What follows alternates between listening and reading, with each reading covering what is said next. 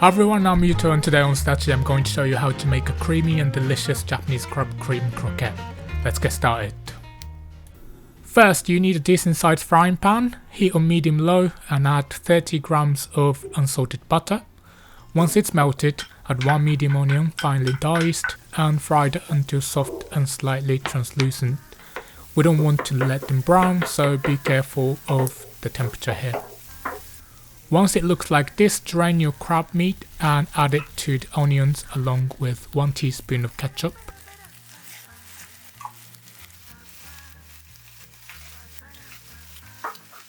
In Japan, crab meat is sold in 55 grams can like this, so I'm using 2.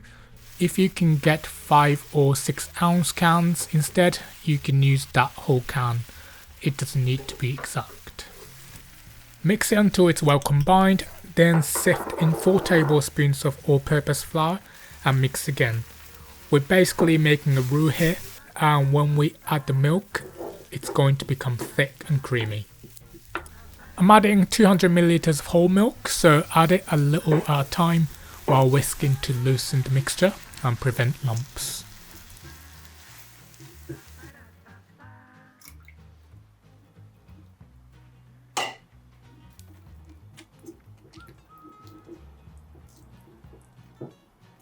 Once all the milk is added, season it with a pinch of ground pepper, a pinch of nutmeg, 1/4 teaspoon of salt, and about 2 tablespoons of meltable shredded cheese. This is Gouda, but you can use whatever melting cheese you like. Mix that together and then continue to stir over the medium-low heat until the mixture has thickened to about the same consistency as mashed potato. I recommend switching to a spatula so that it doesn't get stuck to the whisk. It's also good for scraping the bottom of the pan to make sure nothing gets stuck or burnt.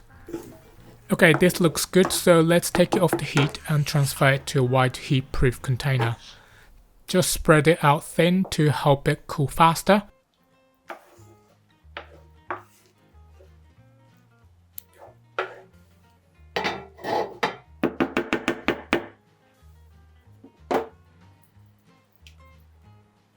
And once it's cool enough to touch, cover it and freeze it for about 30 minutes. Keep in mind, it's important that the mixture is not frozen solid, so be careful not to forget about it. While we wait, I'm going to prepare the batter. Crack 1 egg into a bowl and add 15 milliliters of cold water. Whisk those together. And once combined, sift in 5 tablespoons of all-purpose flour. Whisk it again until smooth, then you can place it in the fridge or leave it in a cool place while you wait for the crab cream filling. My crab filling has set nicely, so now it's time to shape it. I'm just going to roughly divide this into 8 pieces, then roll each piece into a barrel shape. I recommend to start heating your oil for deep frying now. The best temperature is between 170 and 180 degrees Celsius. I find barrel is the easiest shape for this croquette because freezing makes it quite stiff. Like I mentioned before, you want to freeze it until firm, not solid, otherwise you won't be able to cut and shape it at all. To finish the croquette, coat each barrel with a dusting of plain flour.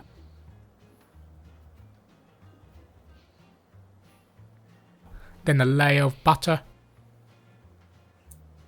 And then roll them in a generous coat of panko breadcrumbs.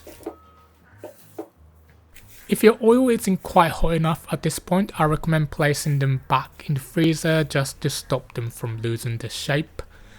You can also prep them in advance, then freeze them for up to 3 weeks if you want to make a larger batch. Once the oil is fully heated, gently drop the croquettes into the pot and fry until golden and crispy. My pot is quite small, so I fry 4 at a time and keep the other 4 in the freezer while I wait.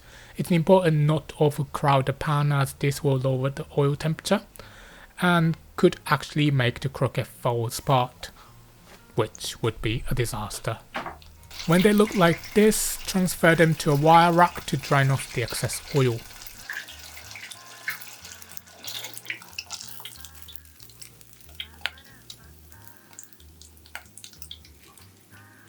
While they drain, we can whip up a quick Japanese style croquette sauce. Simply mix 2 tablespoons of ketchup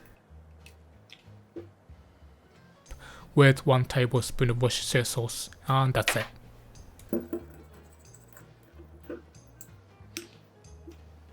And here they are, beautifully crispy on the outside, creamy on the inside Kani Kurimu Croquette with a drizzle of easy croquette sauce and a sprinkle of parsley. And I have a free mobile app now where you can easily follow the steps during the actual cooking. This is a great way to use as an in-kitchen companion after watching my YouTube videos. The download link is in the description. Thanks so much for watching, I hope you enjoyed this one. If you want to learn more about this recipe, check out the written version on my blog. The link's on the screen now. Hope to see you again in the next video. Until then, happy cooking.